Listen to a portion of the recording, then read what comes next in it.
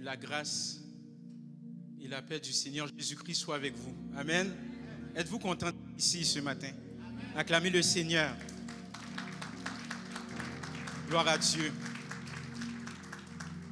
Donc j'aimerais me présenter, Bertoli Gaspard, cofondateur de l'église La Mission. Donc je l'ai cofondé avec mon épouse Cynthia Gaspard, et le mot qui me vient à l'esprit, c'est le mot grâce, parce que c'est réellement une grâce que l'église existe encore aujourd'hui dans un premier temps.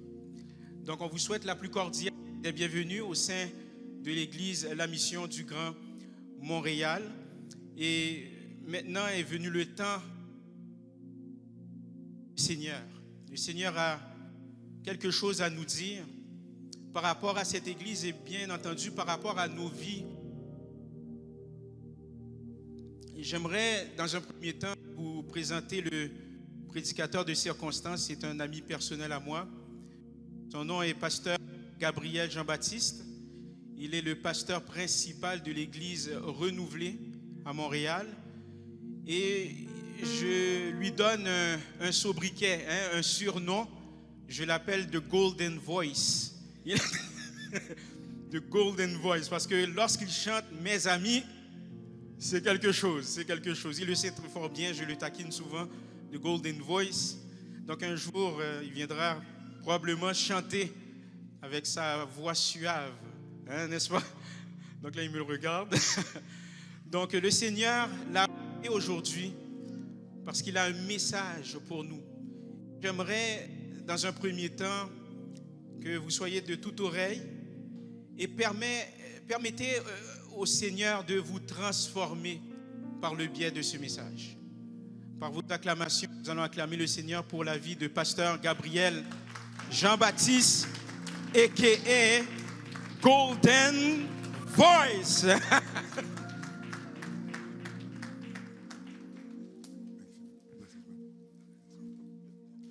Que la paix et la grâce de Dieu soient avec vous.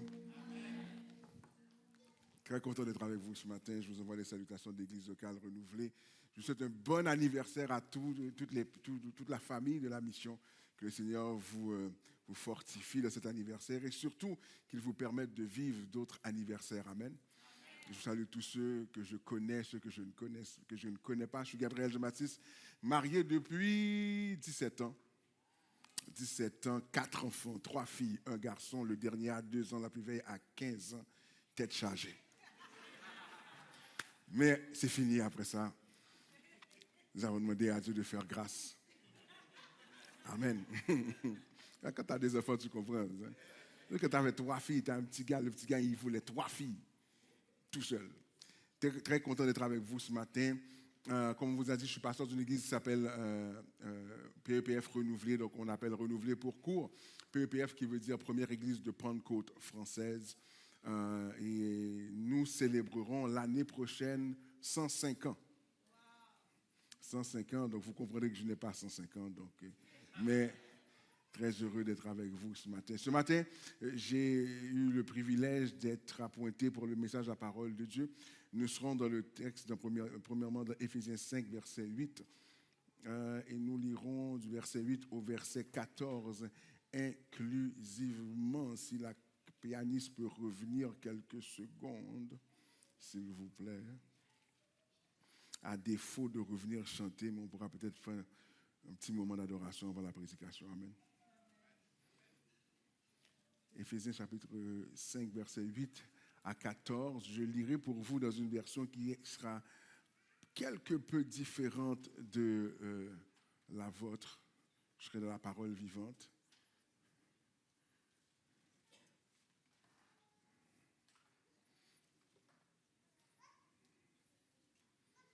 Le texte dit ceci. Autrefois, certes, vous apparteniez aux ténèbres, mais à présent, par votre union avec le Seigneur, vous appartenez à la lumière.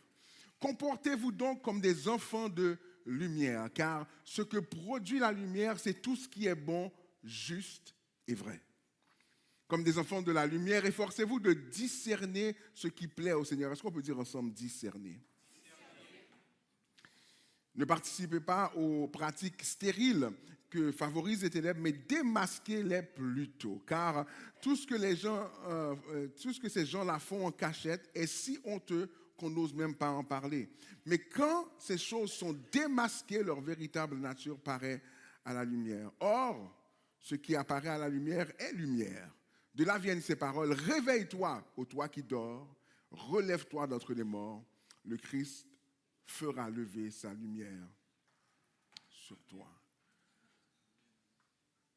Touche ton voisin, dis réveille-toi.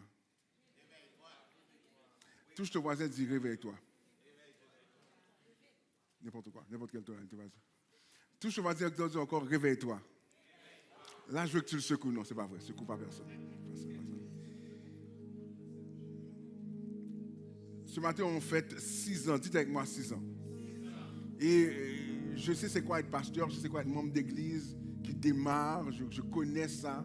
Et on sait que 6 ans, c'est pas 6 minutes, c'est pas 6 jours. C'est de l'investissement, c'est du sacrifice, c'est de ne pas dormir. Je me rappelle que je suis devenu pasteur là où je suis présentement. On a fait une réunion, puis l'église, on m'avait dit au départ, pasteur, il n'y a rien à faire, l'église est en forme. Mais tu sais, quand tu rentres quelque part, tu dis, don't believe the hype, comme on dit. Et puis je me rappelle qu'on a fait une méga réunion, puis on a fait de la réunion, puis là je me rappelle que j'ai fait la nuit dans l'église. J'ai fait la nuit, là, dans les premiers jours, j'ai fait la nuit. Donc je suis rentré, je pense que j'ai fait 2 jours même. Je suis rentré un vendredi, puis là quand les gens m'ont vu à l'église, quand ils m'ont vu, ils me disent, toi t'es pas rentré chez toi encore. Puis on a fait une grosse réunion et je sais le sacrifice que ça demande. Et avant d'aller dans la parole, le thème de ce matin, on va se mettre debout, juste prendre ce chant. Il est exalté, le roi est au-dessus des cieux. Je veux le louer. Il est exalté, à jamais élevé, et je loue son Saint-Nom. Déclare-moi, il est Seigneur, il est sa vérité, l'univers,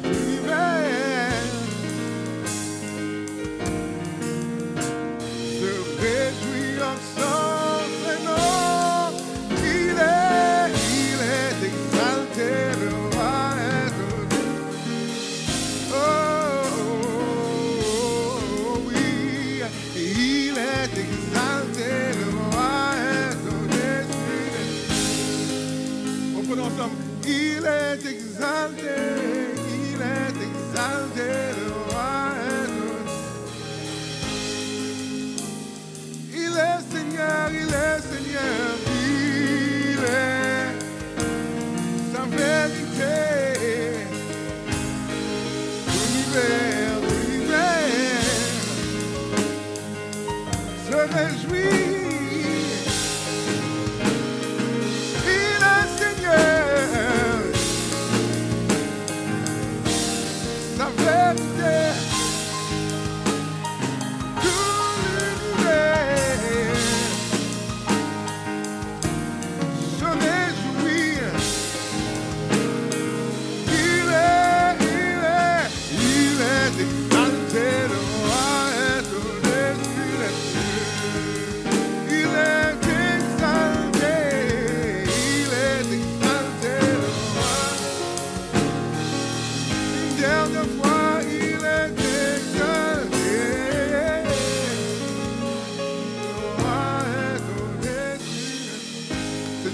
Ce matin, on te remercie pour ta grâce et ta miséricorde. Tu es bon et ta bonté règne à jamais. Seigneur, donne-nous de passer quelques minutes de ta parole afin de nous réveiller nous-mêmes, que nos âmes soient attentives, que toute idée soit captive à l'obéissance de Christ, mais surtout cet esprit, que tu puisses parler au travers de ces prochaines minutes.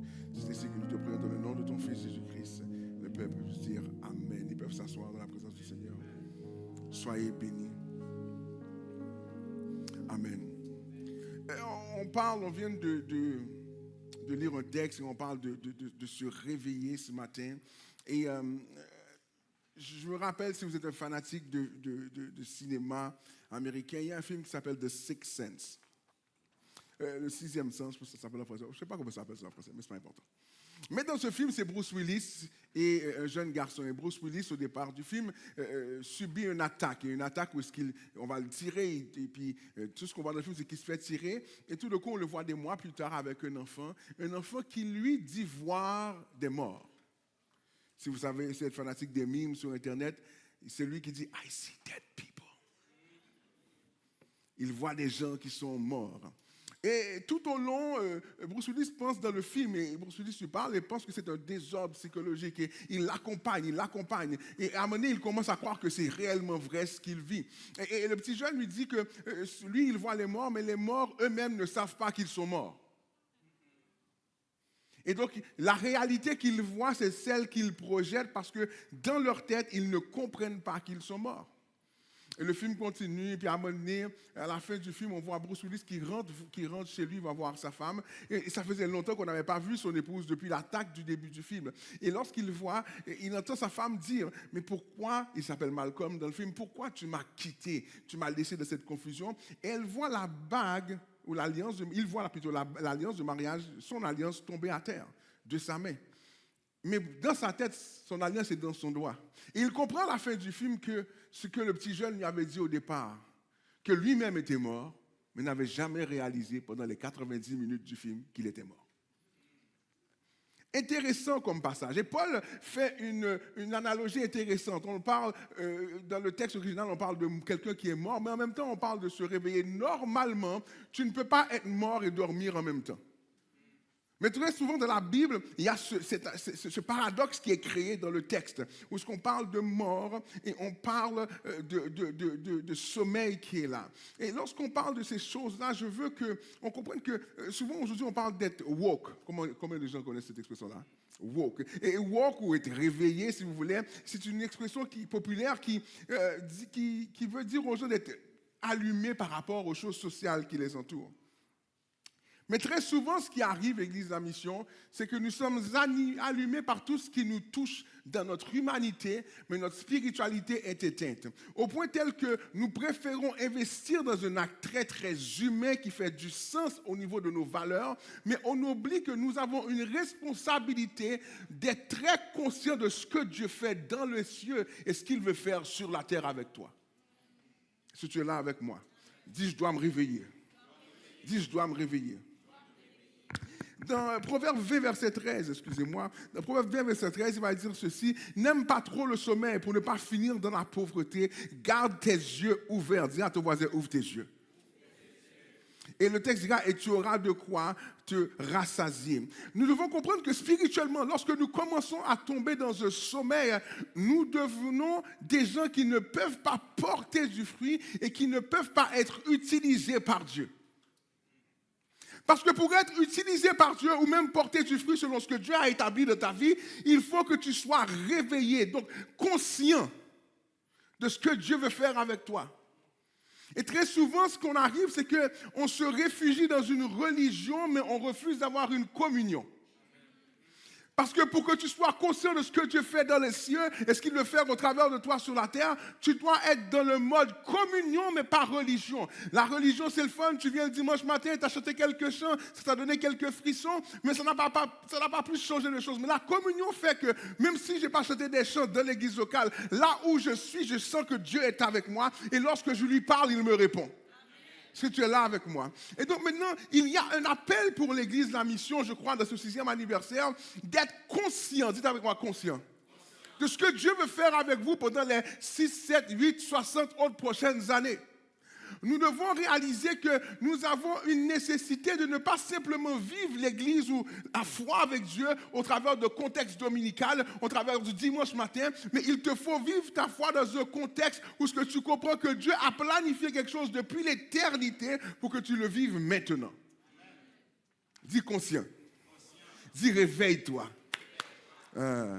Et donc maintenant, on doit comprendre que maintenant, lorsque Dieu nous appelle à être réveillés, si vous voulez, c'est un appel à être fructueux, à porter du fruit. Si tu es là avec moi. Dans Apocalypse 3, verset 1, Jésus va décrire, où la Bible dira que je te connais, en parlant de l'église de Sardes, je connais ta conduite, je sais que tu passes pour être vivant, mais tu es mort. Et très souvent, c'est l'état de l'église. On fait semblant d'être vivant parce qu'on danse dans la louange, on chante fort, mais ton âme n'est pas connectée à la bonne place. Il est possible d'être totalement dans une église qui avance avec Dieu, mais toi, tu es totalement mort à ce que Dieu veut faire. Et très souvent, ce qui va arriver, tu te dis, c'est l'église là où je suis qui est problématique, sans comprendre que c'est toi qui es problématique dans ta relation avec Dieu. Parce que de la même manière que le sommeil naturel est personnel, j'aimerais dire que le sommeil spirituel est personnel aussi, et ta mort spirituelle est aussi personnelle.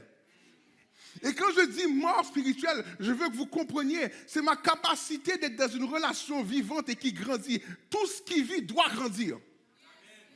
Tout ce qui vit doit produire quelque chose. Si je plante une graine en terre, elle doit donner quelque chose à la fin de la journée. Tu ne peux pas être planté en Christ et ne pas porter du fruit. Tu ne peux pas me dire que je suis chrétien et je ne porte pas du fruit. Ça ne veut pas dire que tu ne vas pas vivre les intempéries. Si tu plantes un grain de pomme dans la terre, le pommier va pousser. Ça va lui prendre du temps, mais il va pousser. Il va subir la neige, le verglas, toutes les 4 saisons dans un mois au Québec. Mais à la fin de la journée, si tu attends assez longtemps, le pommier donnera une pomme.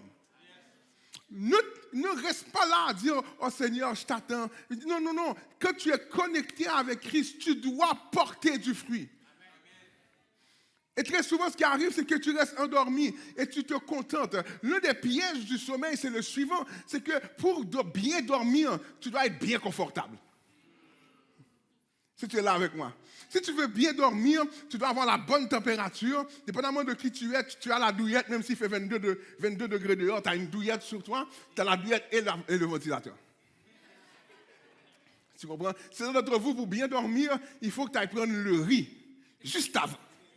Après, tu es knock-out. Tu comprends? Et très souvent, spirituellement, c'est la même chose.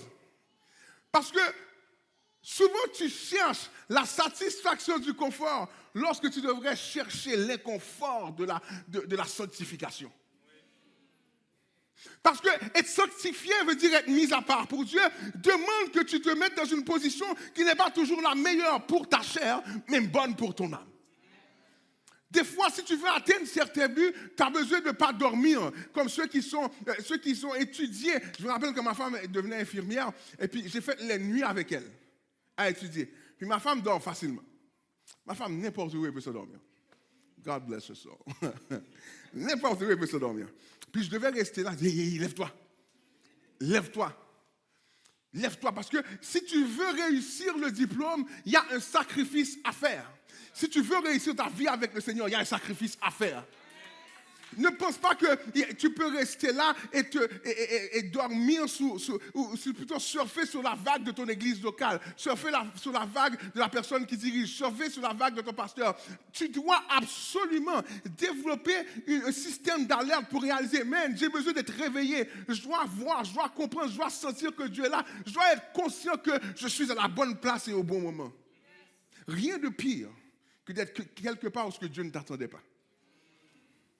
C'est déjà arrivé, tu arrives quelque part, puis tu arrives pour un rendez-vous. Vous êtes qui?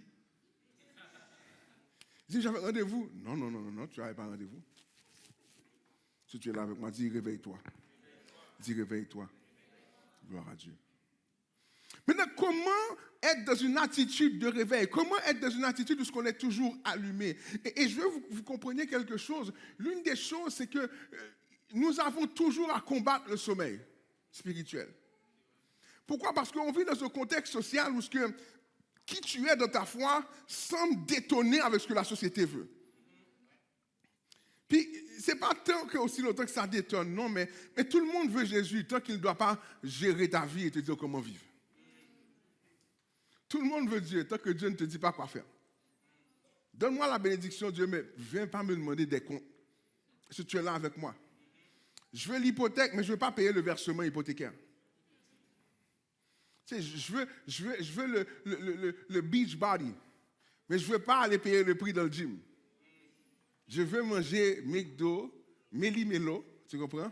Et espérer par la foi que Dieu descend le ventre. Dieu. J'ai vu une vidéo dernièrement, puis la madame, elle va devant le pasteur. Tout ce que ton voisin dit, c'est compliqué. C'est compliqué. Le pasteur lui dit, Qu'est-ce que tu veux? Les mains levées, les yeux pleins d'eau. Je veux que le vent descende. Dans mon cœur, j'ai dit, mais il va dire à la madame, énergie cardio, c'est énergie cardio, c'est quoi là? BuzzFit, whatever it is, tu comprends? Econo Fitness, tu vois, va. Il commence à prier. Il dit, OK. Puis il dit au vent, recule.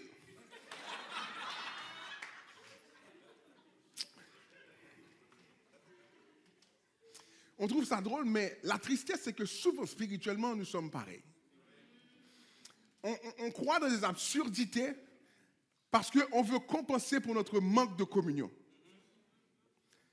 Puisque le texte dit Dieu utilise les choses folles du monde pour confondre les sages, on pense que ça, c'est la folie du monde. Non, c'est la folie de ta mort. Si tu es là avec moi. Laisse-moi retourner dans le texte avant que j'aille ailleurs pour rien. Comment rester réveillé? Allons dans Romains 13, versets 11, 12, 13 et 14. Je vais lire pour vous dans une version qui va différer un peu de la vôtre. Vous savez bien pourquoi je vous donne toutes ces recommandations. Vous n'ignorez pas en quel temps critique nous vivons. C'est une heure exceptionnelle de Dieu. C'est une heure exceptionnelle de Dieu que la nôtre. C'est l'heure matinale. Secouez donc votre sommeil et votre torpeur. Sortez des rêves. Tu sors des rêves. Le rêve là, c'est quand tu dis, oh, Seigneur, je sais que c'est pas grave si je prie pas, mais tu vas faire un chemin pour moi. Attends toujours. Si tu es là avec moi. Et donc maintenant, il dit sortez des rêves. Éveillez-vous à la réalité. Il en est grand temps. Le salut est à la porte. La délivrance finale est proche. Nous sommes bien plus près du but que le jour où nous sommes devenus croyants. La nuit tire à sa fin. Le jour commence à poindre. Débarrassons-nous donc de tout ce qui se trafique dans les ténèbres. Saisissons les armes qu'on porte le jour et engageons-nous dans la lutte en pleine lumière.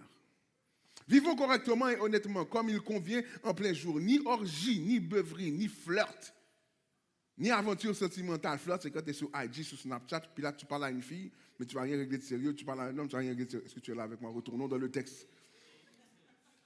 Ni aventure sentimentale. Parce que l'une des choses qu'on ne réalise pas, c'est qu'il faut respecter le cœur et ses sentiments. C'est un autre sermon, ça, c'est une autre prédication totalement.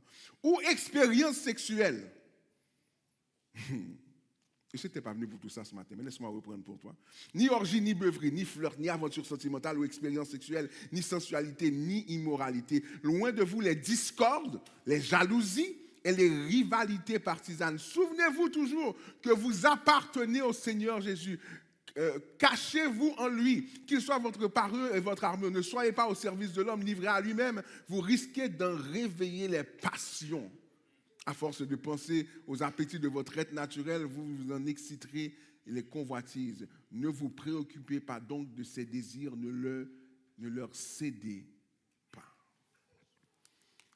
Si tu veux être en mode réveil, tu dois toujours fonctionner en réalisant que Christ est à la porte.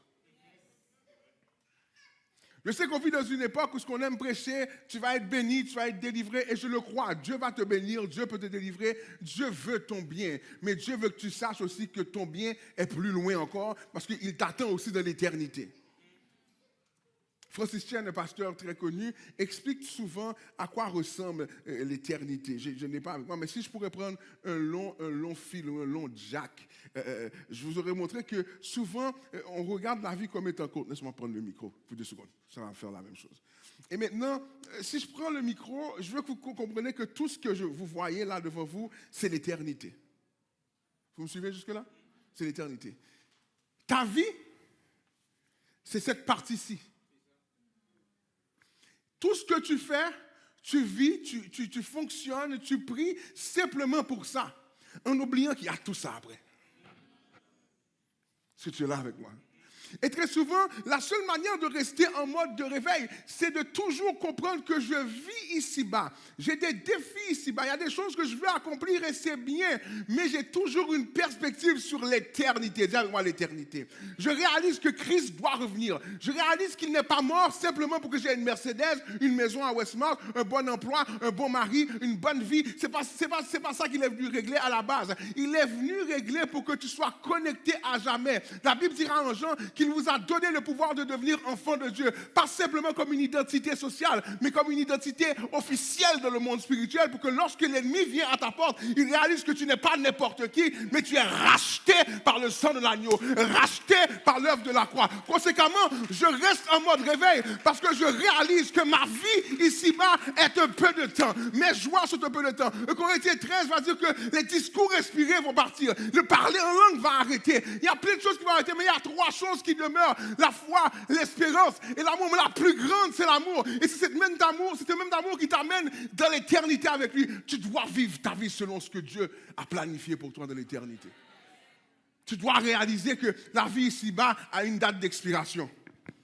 Tout le monde rentre et tout le monde doit partir. Est-ce que tu es là avec moi? Deuxième point, pour rester réveillé, c'est une vie de prière active. Dis une vie de prière. Luc 22, 46 dit ceci.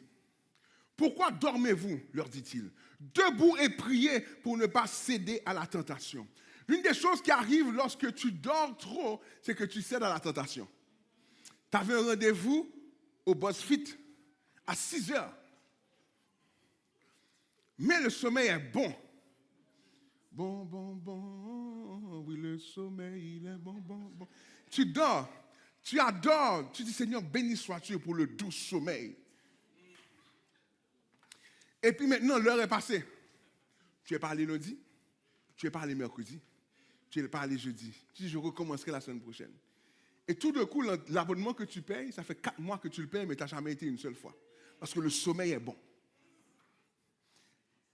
La réalité, c'est que lorsque tu dors trop spirituellement, tu négliges certaines choses. Et certaines fois, ce qu'ont fait les chrétiens, c'est que nous rabaissons la portée spirituelle d'une action à un niveau de notre chair et de notre charnalité. Je m'explique ici. Pour plusieurs d'entre vous, vous priez simplement parce que votre père, votre mère ou le système vous dit en tant que chrétien, tu dois prier. Mais tu n'as pas de conviction pourquoi tu pries. Mais certains d'entre vous qui ont une relation avec Jésus, une relation. Tu sais que lorsque tu pries, il te répond. J'enseigne à l'église locale que lorsque je prie, je mets au défi mes circonstances. La prière est une manière de communiquer avec Dieu. Mais toute bonne communication exige qu'il y a quelqu'un qui écoute et quelqu'un qui parle.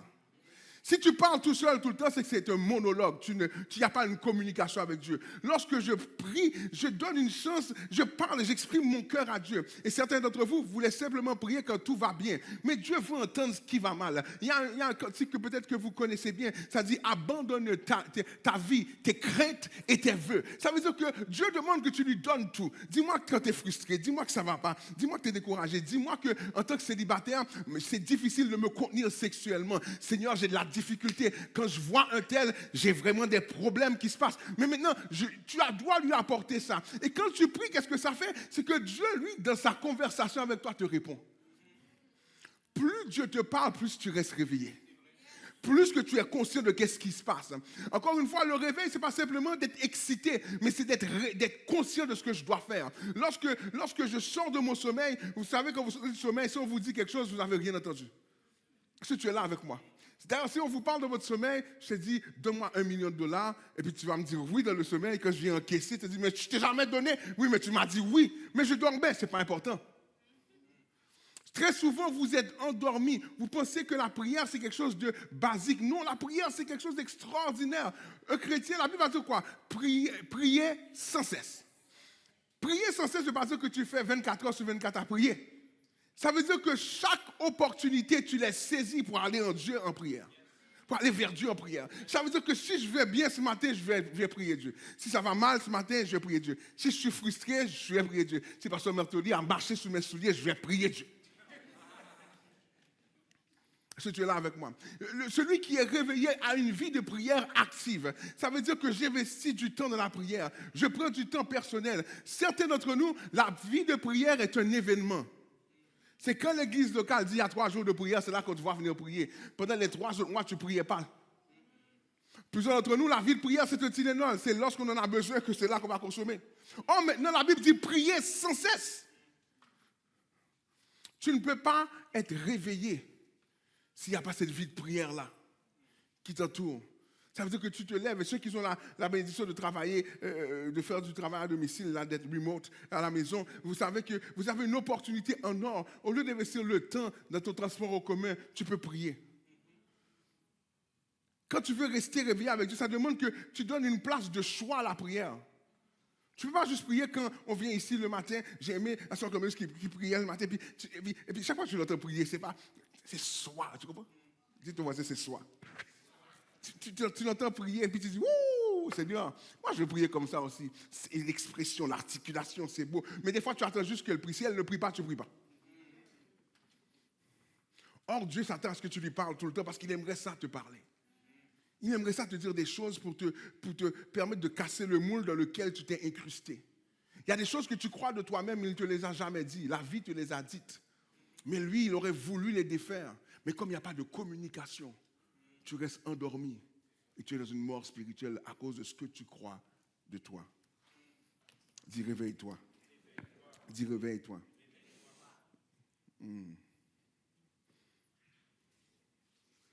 J'ai beaucoup de choses à vous dire, mais je ne veux pas aller trop loin. Je veux vraiment être dans l'essentiel. Tu dois vivre une vie de la repentance. Dis repentance. Dis repentance. Dis repentance encore une fois. Apocalypse 3.3 nous dit ceci. Rappelle-toi donc comment tu as reçu et entendu la parole. Obéis et change. Car si tu n'es pas vigilant, je viendrai comme un voleur et tu n'auras aucun moyen de savoir à quelle heure je viendrai te surprendre. Ce que j'aime de ce texte, c'est que Dieu dit à l'église de Sardes que tu as une opportunité de changer. Je veux dire quelque chose ce matin à vous tous. Votre chair, votre nature humaine est irrécupérable. C'est pour ça que certains d'entre nous, quand nous prions pour certaines afflictions ou certaines addictions que nous avons, on a l'impression que Dieu ne nous occupe pas. Si j'ai quelqu'un comme ça, faites semblant, c'est pas grave. Si tu es là avec moi. L'un des plus grands défis que j'ai connus dans ma vie, c'est qu'à 5 ans d'âge, j'ai été exposé à de la pornographie. Pour un enfant à 5 ans, c'est aussi pire qu'un viol. Parce que à 5 ans, ça change ta perspective de comment tu vois le monde. Est-ce que tu m'entends? Et ça crée des ramifications dans ta pensée, de ta manière de vivre. Et puis, des fois, tu vas demander à Dieu, mais Seigneur, aide-moi dans telle chose. Et la réalité, j'ai compris que la chair est irrécupérable. La Bible va nous dire que la chair a des désirs contraires à l'esprit. Paul va dire dans son texte comme quoi qu'il traite son corps durement. Et dans la version parole vivante, il va dire qu'il a asservi son corps. Il a mis son corps sous menottes, de telle manière que c'est lui qui domine sur son corps. Ne cesse jamais de demander pardon à Dieu. Dieu ne cherche pas des gens parfaits, mais Dieu cherche des gens qui se perfectionnent. Laisse-moi répéter ça encore. Dieu ne cherche pas une personne parfaite, mais il cherche quelqu'un qui se perfectionne tous les jours. Avant, tu savais taper du pied, maintenant, ne tape pas du pied. Avant, tu savais depuis que quelqu'un disait quelque chose, tu étais prêt. Là, tu fais. Parce que tu ne veux pas de problème. Dieu cherche des gens qui se perfectionnent. Et l'une des faiblesses que nous avons dans la foi, c'est que nous n'avons pas appris à demander pardon à Dieu. Parce qu'on assume que Dieu comprend tout. Que Dieu sait, Dieu il comprend. Dieu il comprend. Toi, tu ne comprends pas, mais Dieu il comprend. Mais Dieu te demande de te repentir. La repentance demande 2 choses de ta part. Que tu sois conscient et que ta conscience soit exprimée et qu'elle s'exprime dans tes actions. Donc, il ne peut pas avoir une action s'il n'y a pas d'abord une idée qui pousse l'action. Donc, il faut que ma conscience produise en moi un discours intérieur qui me dit que ce que je fais là n'est pas bon. Et de là étant, quand je réalise que ce n'est pas bon, qu'est-ce que je fais? Je change. Et tous les jours, je m'engage à reprendre ce processus parce qu'il y a certains combats que tu mènes présentement aujourd'hui qui ne peuvent pas se résoudre en un jour. Tu ne peux pas faire 30 ans dans une position et penser qu'une prière, une chanson va tout régler. Si tu es là avec moi, est-ce qu'on peut dire les vraies choses? Mais celui qui a commencé l'œuvre en toi, la Bible dira, est fidèle pour la terminer et la compléter. Conséquemment, moi, pendant que lui, il est fidèle pour la compléter, moi, je mène une vie de repentance, où ce que j'obéis à sa parole, où ce que je cherche à obéir à sa parole. Ce qui m'amène à mon prochain point. Pour que je puisse être dans une vie de repentance, afin de rester réveillé, je dois marcher selon l'esprit. Parce que maintenant, l'une des choses que de l'évangile aujourd'hui, c'est que l'on marche selon l'humanité, on marche selon l'humanisme, on marche selon ce que la société exige de nous. Mais Galates 5,16 va dire, je dis donc, marchez selon l'esprit et vous n'accomplirez pas les désirs de la chair. La chair veut que tu dormes, la chair veut que tu négliges le jeûne, la chair veut que tu négliges la prière, la chair veut que tu négliges toutes sortes de choses que Dieu s'attend de toi. Mais Dieu s'attend de toi une obéissance. Mais il y a des choses que auxquelles tu ne peux pas obéir s'il n'y a pas l'obéissance ou la marche selon l'esprit d'abord et avant tout. Marcher selon l'esprit, c'est un peu comme Paul va dire. Paul va dire qu'il s'est fait prisonnier. En d'autres termes, Paul a pris ses deux mains comme ça et il a dit, mets les menottes. C'est dur de faire ça. Parce qu'il y a certaines prières que tu fais, quand Dieu décide de t'amener dans certains endroits pour te faire grandir, il y a un clash entre ta chair et ton esprit. Est-ce que tu es là avec moi? Mais ce qui nous garde en mode réveil, c'est de marcher selon l'esprit. Parce que lorsqu'on marche selon l'esprit, lorsqu'on a envie de s'endormir ou de laisser aller certaines choses, le Saint-Esprit vient nous secouer et dit, qu'est-ce que tu fais? Ça demande qu'il le fasse régulièrement parce qu'à un certain moment donné, quand il l'a fait tellement souvent, tu comprends que dès que tu vois la chose arriver, tu dis, je ne peux pas aller là. C'est dangereux pour moi. Et c'est là que l'aspect de la conscience spirituelle est là, parce que je ne suis plus dans un sommeil tout le temps, mais ça nous permet aussi d'amoindrir l'ego. Dis l'ego. Dis l'ego. Lorsque je marche selon l'esprit, je ne permets pas à mon ego de prendre le dessus. Ceux qui me connaissent savaient que j'avais mes cheveux très très longs jusqu'au mois dernier. Puis, je ne vais pas arrêter de toute cette histoire de cheveux-là. Mais quand j'ai coupé mes cheveux, je suis quelqu'un qui j'ai toujours dit, je ne suis pas amoureux de mes cheveux à ce point-là. Grâce à Dieu, je n'ai pas de calvitie comme votre pasteur, on est ensemble.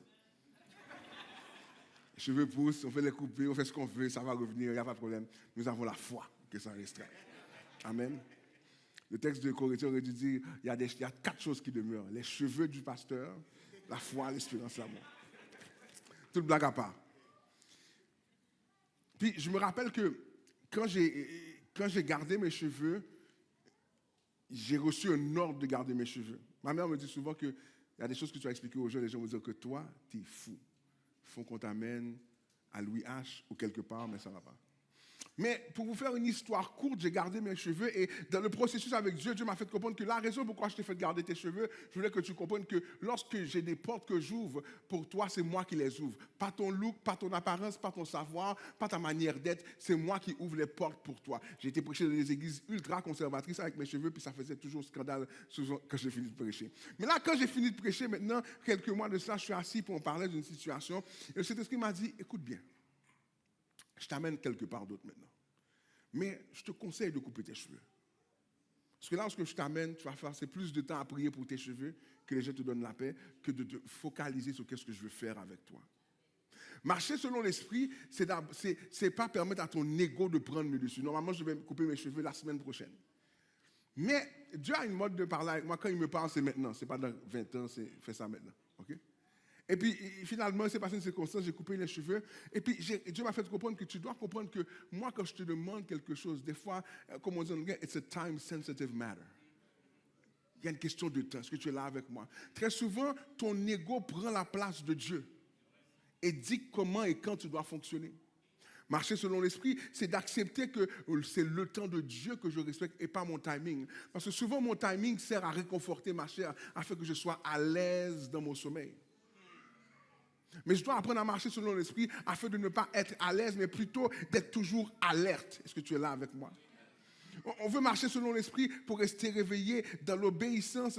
Et c'est dans cette marche alors que tout d'un coup maintenant, on voit qu'on sort du sommeil et de cette mort que Paul parle.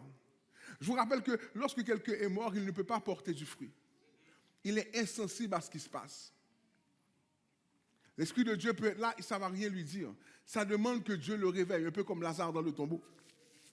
Lazare dans le tombeau ne savait pas ce qui se passait à l'extérieur. Mais il a fallu que Jésus l'appelle hors de sa situation. Et certains d'entre vous ce matin, vous devez comprendre que Dieu vous appelle hors de votre situation. Regarde pas ce qui s'est passé pendant les 6 dernières années, mais sors de ce que tu as connu pour voir qu'est-ce que Dieu veut te permettre de vivre. Lazare ne savait pas qu'il sortirait du tombeau. Lazare n'avait aucune idée de savoir qu'il allait mourir comme ça et qu'il allait être appelé hors du tombeau. Est-ce que tu es là avec moi?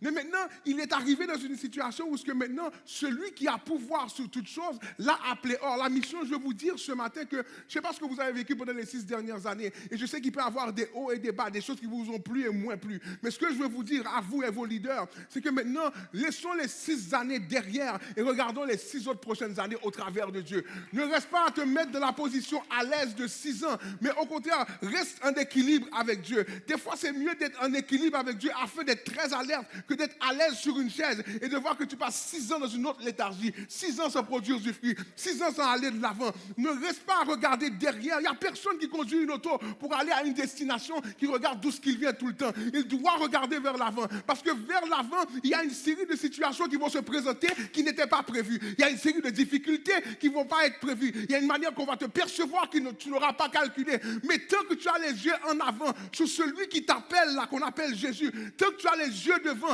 ça va t'empêcher de rester dormir. Si tu regardes derrière et si tu commences à fermer tes yeux pour calculer qu'est-ce qui s'est passé derrière, tu vas t'endormir et tu vas te dévier de ta route. Ce matin, la mission, je vous appelle à vous mettre debout et vous ressaisir. Touche ton voisin, dis ressaisis-toi.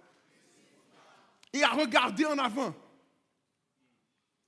Et de dire à Dieu, Seigneur, on te fait confiance. On ne va pas être en position à l'aise. Je me rappelle quand j'ai commencé le ministère, quand j'étais dans l'église où j'étais. Puis on m'a dit, ah bon, ok. Puis c'était une époque où on avait beaucoup de scandales au milieu pastoral. Puis on m'a dit, seulement s'il vous plaît, pas de scandale. J'ai dit, franchement. Et puis je me rappelle que quand j'ai commencé l'église, nous, on avait établi qu'on voulait être une église interculturelle. Et puis je me rappelle que j'ai été voir des pasteurs de d'autres communautés. Je me disais, mais comment on fait pour bâtir une église interculturelle? Je ne veux pas être, je suis haïtien de descendance, mais je ne veux pas être haïtien. Je veux que quelqu'un de n'importe quelle culture dans mon secteur puisse venir et se sentir à l'aise chez lui. Comment on bâtit ça? Et je me rappellerai toujours. Les 2 pasteurs d'expérience à qui j'ai parlé ne voulaient pas rire. Mais tu vois qu'il y avait un petit ton moqueur. Je dis, ouais.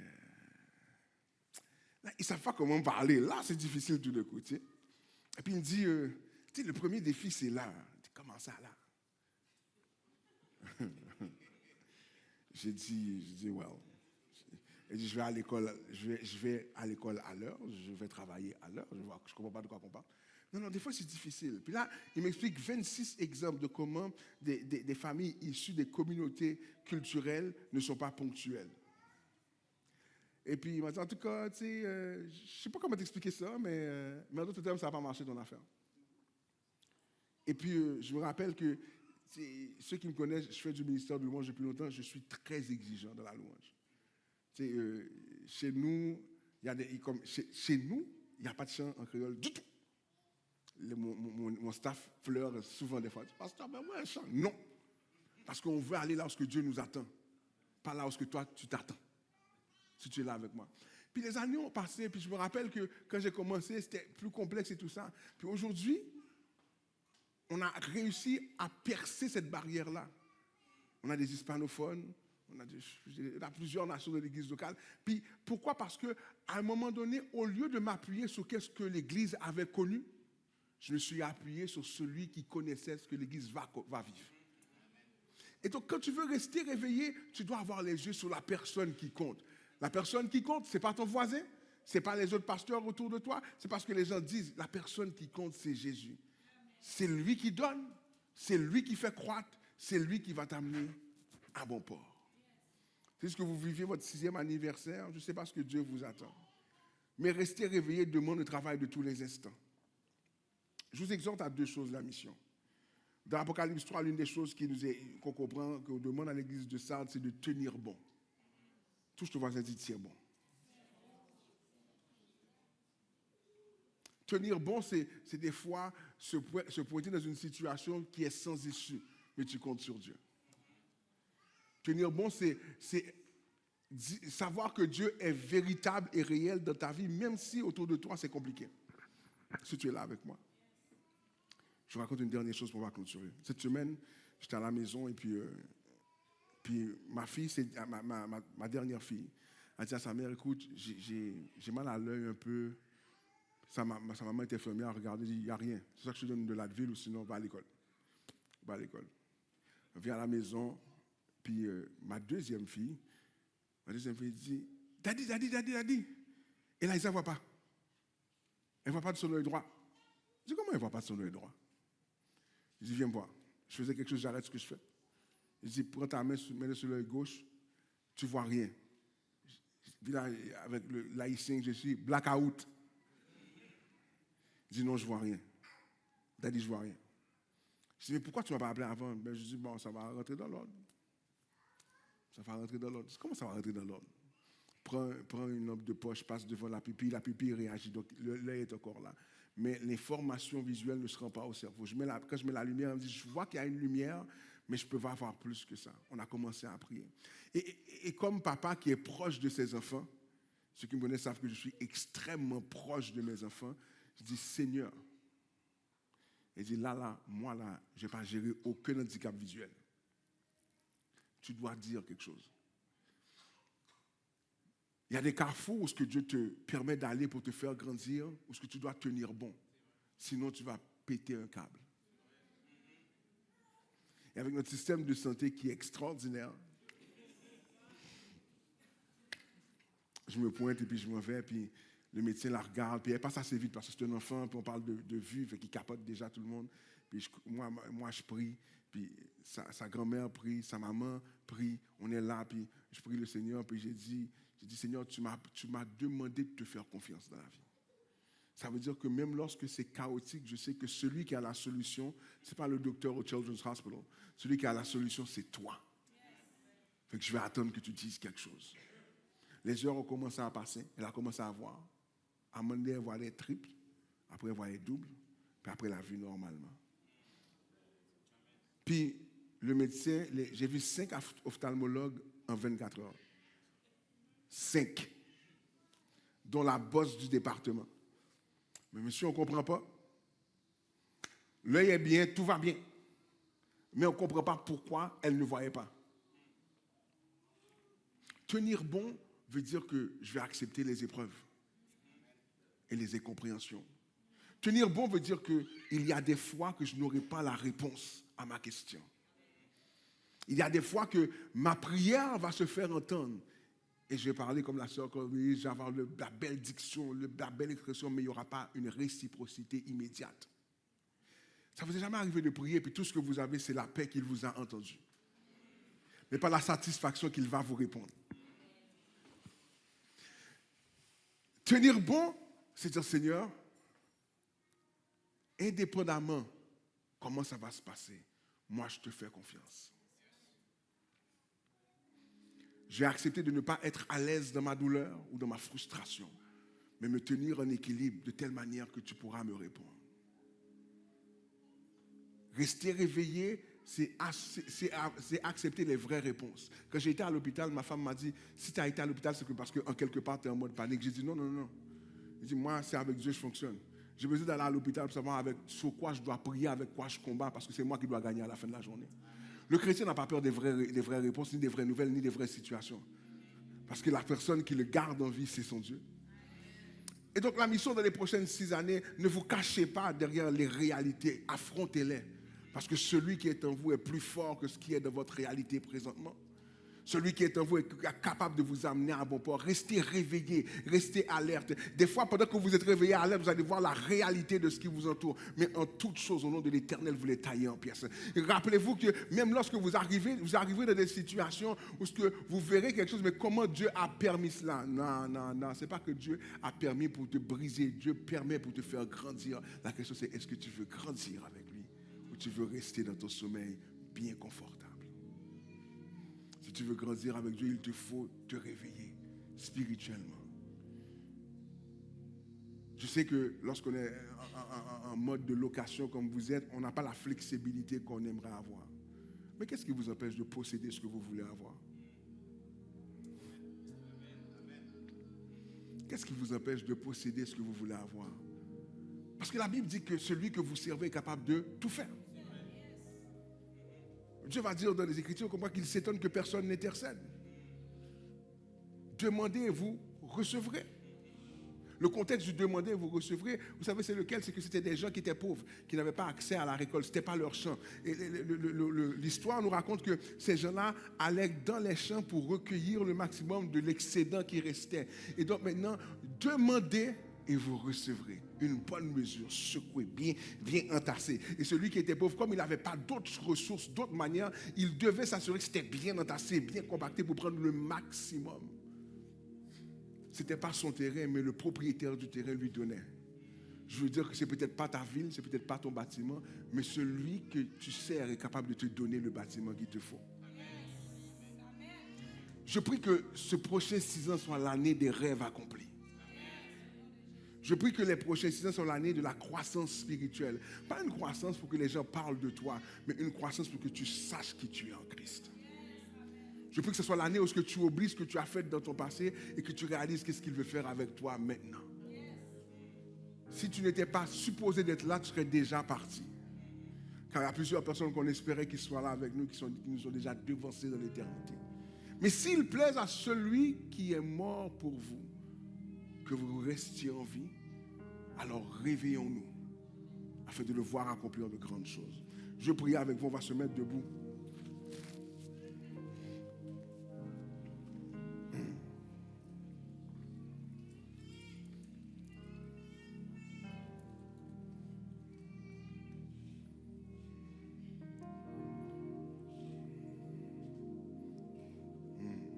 Lorsque tu es, juste ferme les yeux. Juste ferme les yeux lorsque tu es. Je vais faire une série d'appels et je demande toujours de fermer les yeux pour que personne ne soit gêné de lever sa main lorsque je vais dire une certaine chose.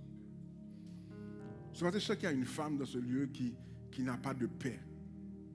J'ai parlé pendant plusieurs minutes, mais elle aime ce que j'ai dit, elle aime de quoi je parle, mais dans son cœur, il y a du trouble. Elle est insatisfaite de ce qu'elle vit.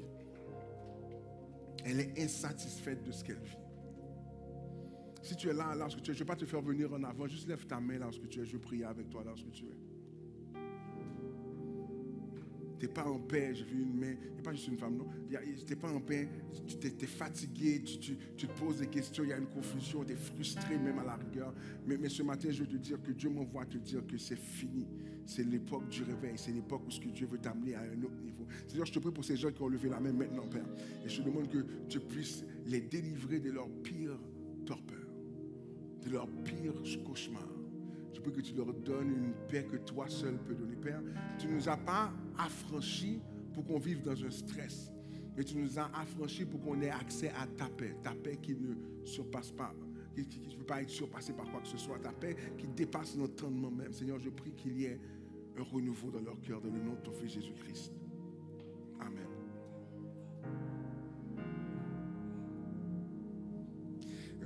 La mission, je vais vous dire quelque chose. Votre pasteur me connaît, donc je sais que je peux avancer. C'est comme si je sens que l'Esprit de Dieu veut enlever un voile. Le voile, c'est plusieurs choses. C'est que c'est ta perception qui doit être altérée pour que tu vois les choses pour de vrai. Mais le voile aussi a un certain poids sur comment tu réagis. Si je mets un voile assez lourd sur toi, ça peut limiter tes actions.